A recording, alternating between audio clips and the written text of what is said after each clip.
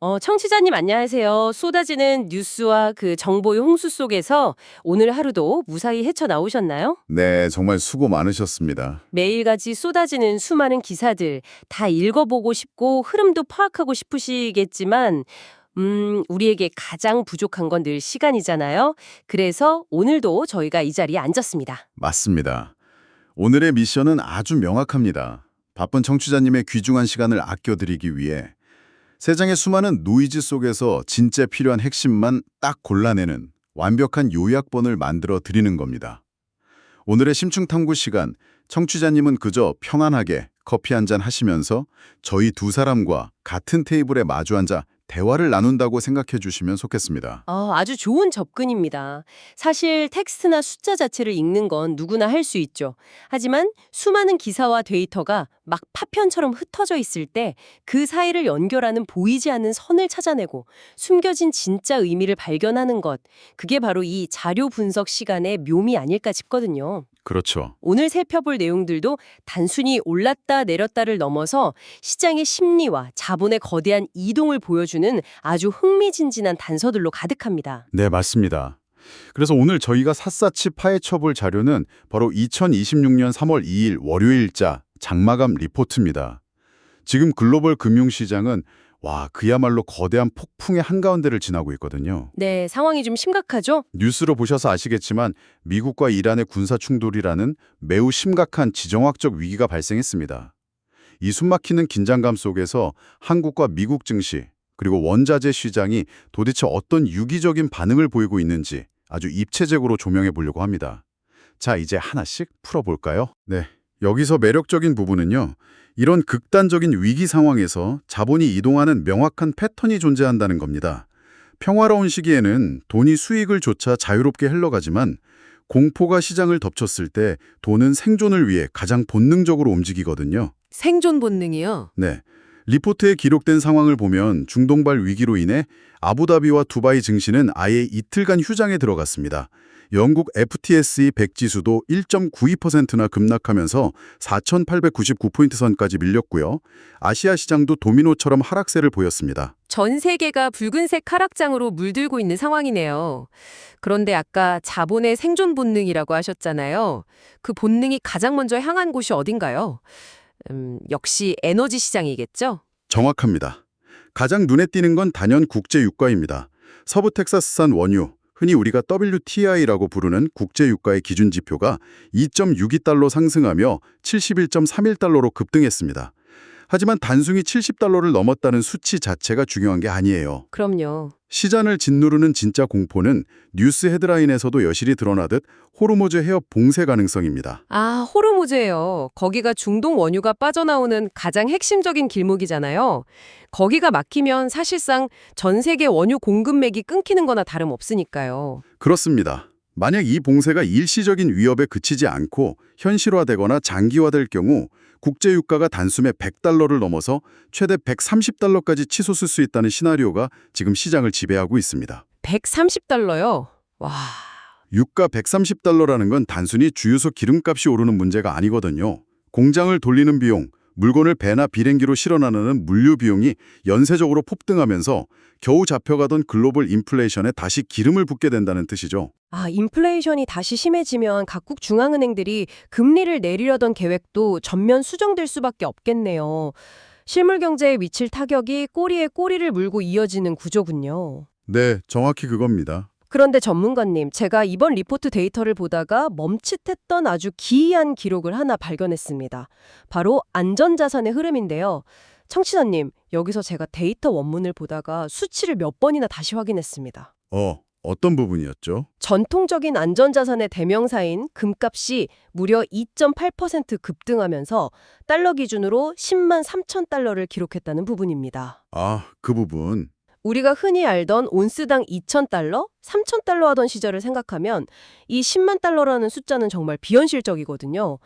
전쟁이라는 극단의 공포가 화폐 가치에 대한 근본적인 불신을 낳으면서 만들어낸 역사적 이상현상이라고 봐야 할까요? 네, 충분히 그렇게 볼 수 있죠. 그런데 더 놀라운 건요. ETF 순유입에 힘입은 비트코인 역시 정확히 똑같은 숫자인 10만 3천 달러까지 상승했다는 겁니다. 저도 그 데이터를 보고 굉장히 깊은 생각에 빠졌습니다. 사실 수치 자체의 기형성도 놀랍지만 그 안에 담긴 상징성이 엄청나거든요. 상징성이요? 네. 수천 년 동안 인류의 부를 지켜온 전통적인 광물 자산과 현대의 기술이 만들어낸 디지털 자산이 지정학적 위기 앞에서 마치 거울처럼 완벽하게 똑같은 가격표를 달았습니다. 금과 비트코인이 103이라는 동일한 임계점에서 만났다는 건 위기가 닥쳤을 때 투자자들이 어디로 숨는지를 보여주는 아주 흥미로운 평행이론 같네요. 안전이라는 개념을 담보하는 방식이 과거에는 금고 속의 묵직한 금괴였다면 이제는 블록체인상의 암호화된 코인으로까지 다변화되었다는 뜻이겠죠? 맞습니다. 이걸 더 큰 그림과 연결해 보면요. 지금 금융시장 전체가 얼마나 팽팽한 긴장감 속에 놓여 있는지, 그리고 기존의 상식들이 어떻게 깨지고 있는지 알 수 있습니다. 채권과 환율 시장을 한번 볼까요? 미국 국채 10년물 금리가 5bp, 그러니까 0.05%포인트 상승해서 3.932%를 기록했습니다. 잠깐 여기서 의문이 하나 생기는데요.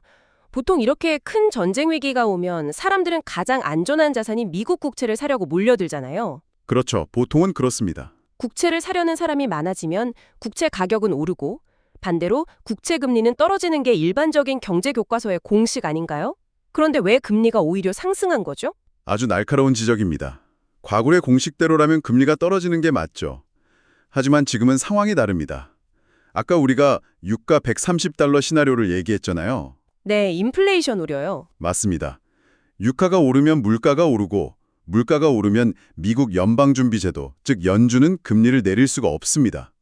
오히려 물가를 잡기 위해 고금리 상태를 오랫동안 유지해야 하는 이른바 매파적 기조를 이어갈 수밖에 없죠. 아, 그렇군요. 투자자들은 전쟁 공포보다 연준이 금리를 안 내릴 것이라는 불안감에 더 크게 반응한 겁니다. 위기가 왔는데도 금리를 내릴 수 없는 딜레마가 채권 금리를 밀어 올렸군요.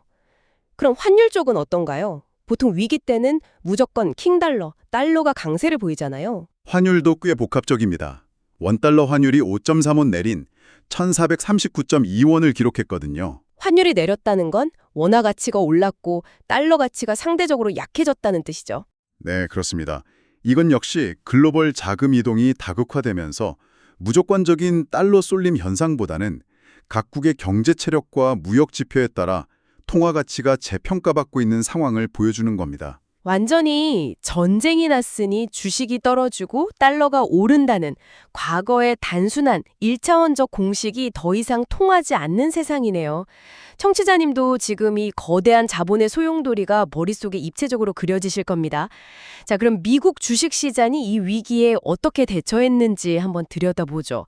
여기서도 아주 흥미로운 엇갈림이 있었거든요. 네, 지수별로 차이가 컸죠. 기술주 중심의 나스닥은 22,668.21포인트로 0.92% 하락했고 미국 시장 전체를 대변하는 S&P 500 역시 6,878.88로 0.43% 하락했습니다. 그런데 전통 기업들이 모여있는 다우존스 지수는 49,253.57포인트로 오히려 0.13% 소폭 상승했습니다. 다 같이 빠지는 게 아니었단 말이죠. 바로 그 지점이 다우존스 지수가 가진 방어적 성격, 이른바 방어주의 힘을 보여주는 대목입니다. 방어주요? 시장이 불안할 때 투자자들은 미래의 큰 성장성을 약속하는 기술주보다 당장 내 눈앞에 실체가 있고 변동성이 적은 주식으로 돈을 옮깁니다. 섹터별 수익률 데이터를 자세히 뜯어보면 이유가 명확해져요. 부동산 섹터가 무려 7.42% 올랐고요. 에너지 섹터가 2.00% 상승했습니다. 아, 이해가 됩니다. 혁신적인 소프트웨어나 플랫폼 기업의 미래 가치는 전쟁이라는 변수 앞에서 계산하기 어렵지만 사람들이 깔고 앉아있는 부동산이나 자동차에 당장 넣어야 하는 에너지 기업들은 전쟁이 나도 돈을 벌 거라는 확실한 믿음이 있는 거군요. 그렇죠. 그 피난처 기업들이 많이 모여있는 곳이 다우존스 지수였던 거고요. 정확합니다. 자, 미국 시장이 방어주 위주로 피난처를 찾았다면 아시아, 특히 한국 시장의 반응은 어땠을까요? 흥미롭게도 여기선 완전히 다른 꽤 역동적인 양상이 펼쳐졌습니다. 네, 리포트에서 엄청난 기록을 하나 발견했거든요. 청취자님 혹시 2월 코스피 1평균 거래대금이 얼마인지 짐작 가시나요? 무려 사상 처음으로 30조 원을 돌파했다고 합니다. 30조 원이요. 대단한 숫자죠? 시장에 30조 원이라는 막대한 현금이 매일같이 돌고 있다는 뜻인데요. 비록 오늘 코스피 지수는 미 이란 충돌 여파로 6,244.13포인트, 1.00% 하락 마감하긴 했지만 벤처기업들이 모여있는 코스닥은 오히려 1,192.78포인트로 0.39% 상승했어요. 아시아 전체가 패닉셀링으로 무너지는 와중에 유독 한국 증시가 꽤 단단하게 버티고 있는 느낌이 듭니다. 네, 뉴스 헤드라인 중 하나가 이거였죠. 휴장에 소나기 피한 코스피, 아시아 증시 패닉은 없었다. 그 이면에는 투자 주체들 간의 치열한 줄다리기가 있습니다. 어떤 줄다리기인가요? 오늘 외국인은 무려 1960만 주 넘게 주식을 순매수하며 시장에 물량을 쏟아냈습니다. 지정학적 리스크, 즉 전쟁 공포에 가장 민감하고 기계적으로 반응한 거죠. 그런데 이 어마어마한 물량을 시장이 다 소화해냈어요. 데이터를 보면 개인이 1,679만 주, 기관이 155만 주를 순매수하면서 떨어지는 칼날을 다 받아냈더라고요. 그런데 이걸 단순히 예전처럼 동학개미의 저역이나 애공 말수 같은 관점으로만 봐야 할까요?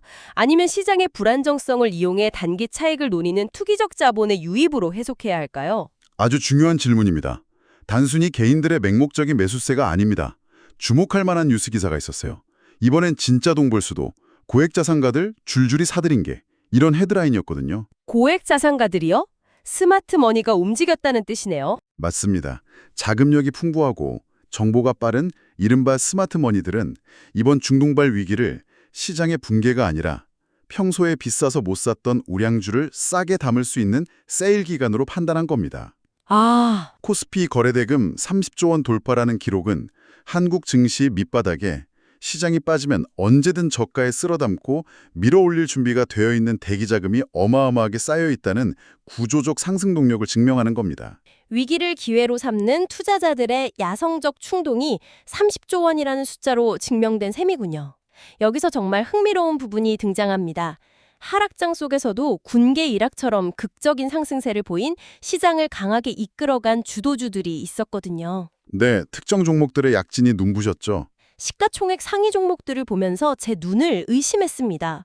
보통 한국 증시를 방어하는 건 삼성전자나 SK하이닉스 같은 반도체 개장주들이잖아요.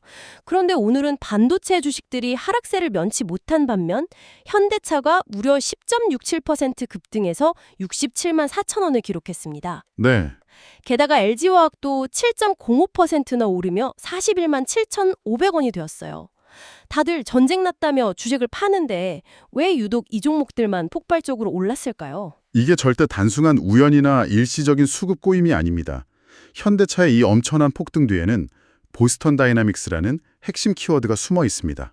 보스턴 다이나믹스요? 네, 리포트에 실린 뉴스들을 종합해보면 현재 기업 가치가 무려 100조 원으로 평가받는 글로벌 로봇 기업 보스턴 다이나믹스가 미국 나스닥 상장을 본격적으로 추진하고 있다는 소식이 시장을 강타했습니다.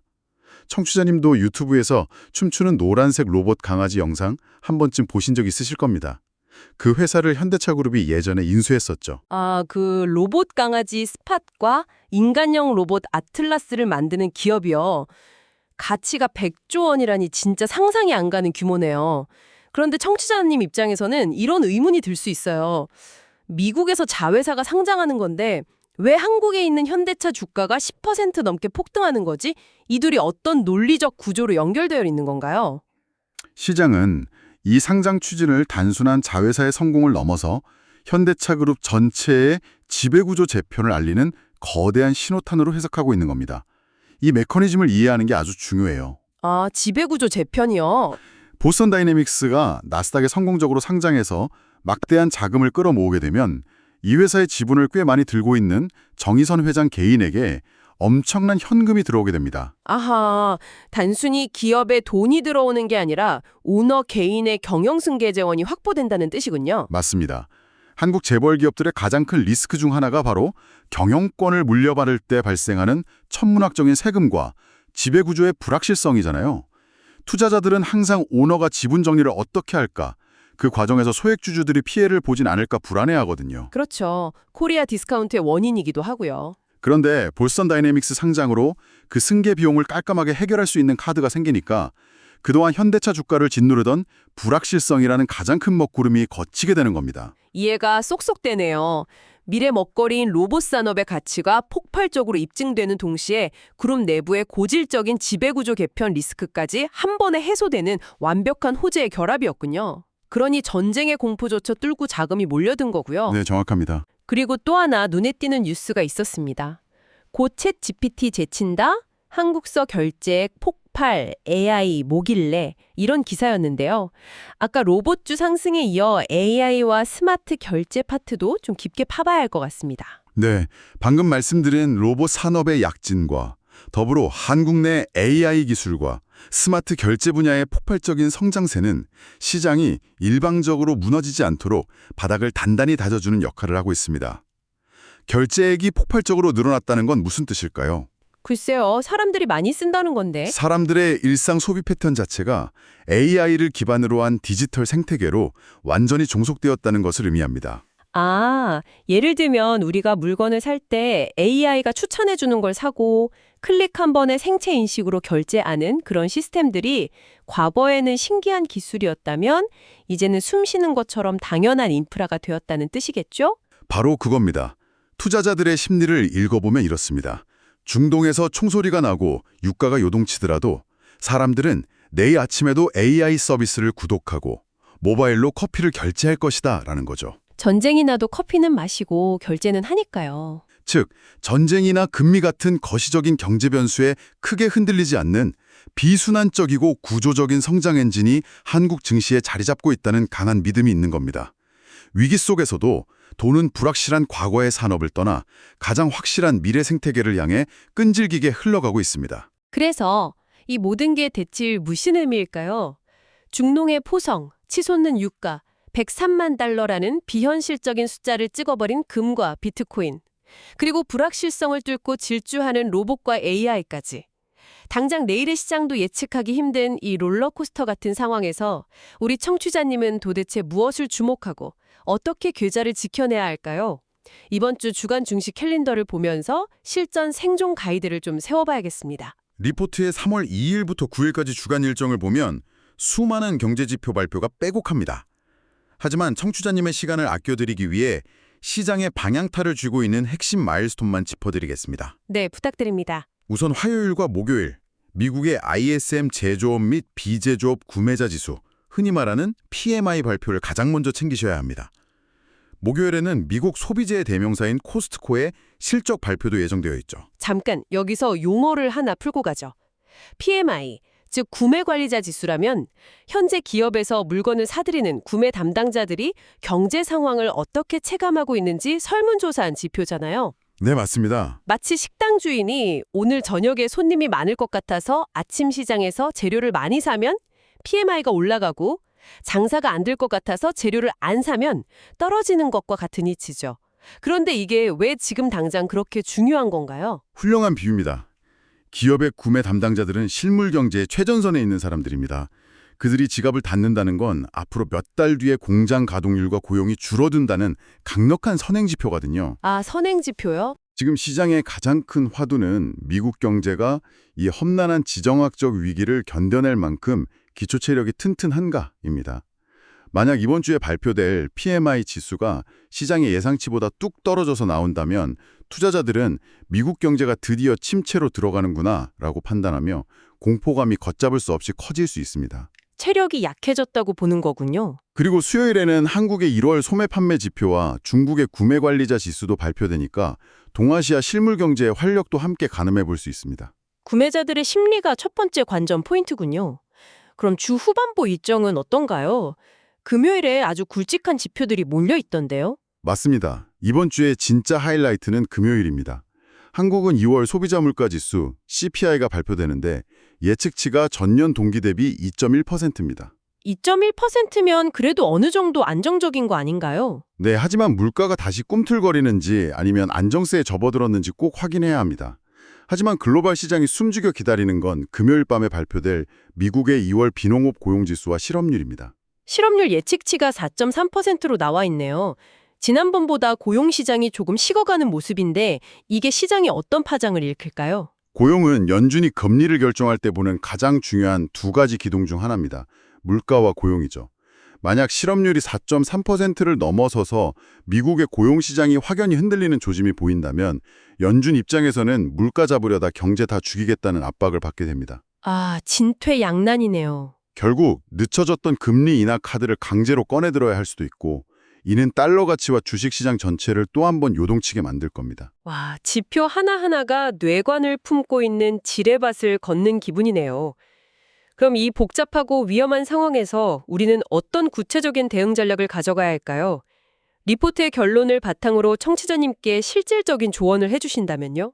첫째, 이란 전쟁 이슈가 어떻게 튈지 모르는 상황이므로 갑작스러운 하락장 전환에 대비해야 합니다. 포트폴리오의 방어력을 높여야 한다는 뜻이죠. 방어력이요?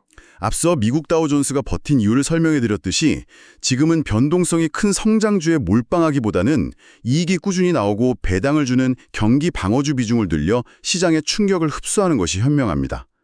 둘째, 원달러 환율이 1,430원대에서 출렁이고 있는 만큼 환해지 전략을 점검하셔야 합니다. 환해지, 즉 달러 가치가 변동할 때 내가 가진 자산이나 수출 기업들의 수익이 깎이지 않도록 미리 환율을 고정하거나 보호 장치를 걸어두는 전략을 말하는 거죠. 네, 맞습니다. 수출 비중이 높은 자동차나 반도체 기업에 투자하신 분들이라면 특히 이 환율 변동에 기업의 영업이익이 어떻게 변하는지 민감하게 체크하셔야겠습니다. 정확합니다. 그리고 마지막으로 금이나 원자재 혹은 시장의 변동성과 무관하게 움직이는 안전자산을 포트폴리오의 일정 비율, 예를 들어 10에서 15% 정도는 반드시 편입해 두실 것을 강력히 권고합니다. 지표 발표 전으로 엄청난 롤러코스터 장세가 펼쳐질 테니까요. 네, 오늘 정말 넓고도 깊이 있는 꽉 찬 분석이었습니다. 청취자님, 오늘 저희가 나눈 방대한 이야기를 마지막으로 짧게 요약해 보겠습니다. 현재 글로벌 시장은 미-이란 군사 충돌이라는 짙고 무거운 먹구름 아래 놓여 있습니다.